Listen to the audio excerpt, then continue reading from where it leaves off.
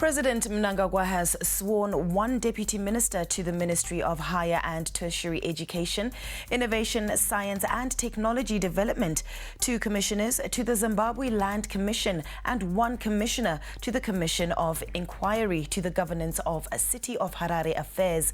The 4, Honorable Simelisizwe Sivanda, Dr. Tsitsi Rosemary Chorumadozwa, Sukai Tongogara and Tafazwa Charles Hungwe took oath of office at State House today.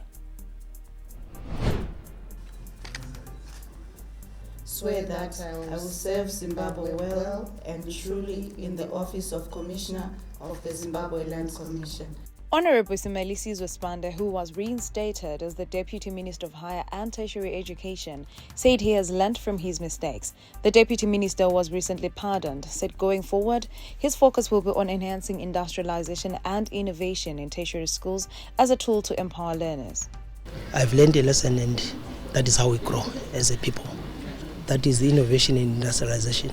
That is where we need to tackle and improve so that our institutions do not necessarily rely on the traditional financial issues like fees and government grants. So we need to strengthen on the other aspect of industrialization and innovation. Former Zimbabwe Anti-Corruption Commission Executive Secretary Sukai Tongogara believes her work will be a continuation of the ZAC legacy. She stated that her major focus will be on land barons and the misuse of agricultural land. I'm leaving a huge legacy with the Zimbabwe Anti-Corruption Commission. I was there for about 18 years.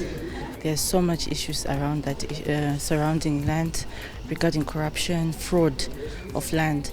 So I think I'm coming in with my expertise to be able to identify the corruption in the land distribution of agricultural land. Dr. Tsitsi Rosemary Choruma expressed her dedication to assess issues of land use and ensure agricultural land is valued. We believe that with a good land administration policy, this country can go forward in economic growth. So for me, land is also directly linked to industry, to commerce, to trade, to everything that makes this economy tick. So that's what I'm looking forward to. The assigned commissioner to the inquiry of the City of Harare Affairs, Tafazwa Charles Hungwe, stated that his first order of business will be engaging residents of Harare on issues they want addressed. It being a quasi-judicial commission, investigation and consultation with residents is what we start with.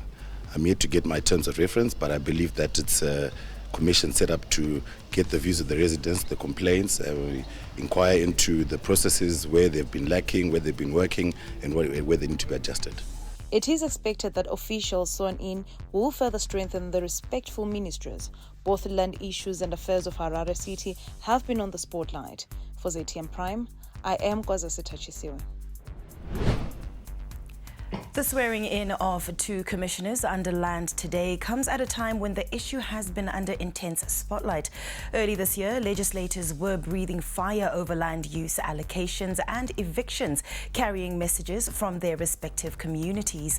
Conflict have also been experienced between miners and farmers, while towns and cities have also been accused of abusing powers, dishing out land.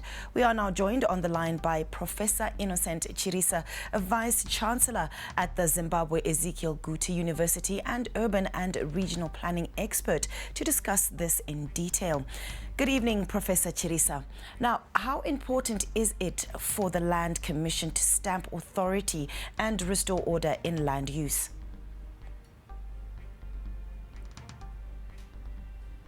Commissions have always been instruments that a president is the main steward of a country and the main keeper of the constitution of the land use, as and when he requires informed decision making. They act as independent tools and eyes to help the president get the truth on matters that are normally presented to him in a clouded way. Commissions are meant to be scientific in their approach, and science brings the truth. There is nothing that beats the truth. It is therefore my firm belief that the appointed members of the commissions are going to exercise judicious powers to look into the matters affecting agricultural land in the countryside, and in this case also the commissioners of Harare. Will the recently submitted master plans help the land issues on part of the urban areas? I hasten to say that the present effort in master planning in the country, which began in January this year, is going and following the call for action for orderly service delivery in the country as propounded and pronounced by the President in November 2023. Master planning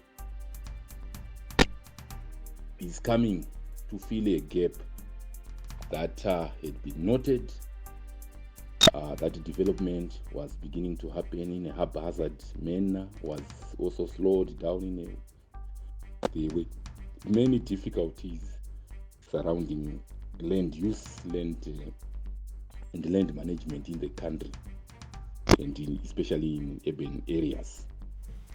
Finally, Professor, before I let you go, what are the critical stakeholders that the Land Commission must engage to deliver on its goals? I would say that any endeavor is made possible and made to fruition by the engagement of a multiplicity of actors. Any implementation is a collective effort. So everyone, great or small, privileged or non-privileged, has a role to play in this game. The politicians, the technocrats, the traditional and modern leaders, the ordinary citizens, advocates and pressure groups, to mention but a few, are the critical players in this game to ensure that the Land Commission helps resolve the problems that are in our country and in our urban and rural areas.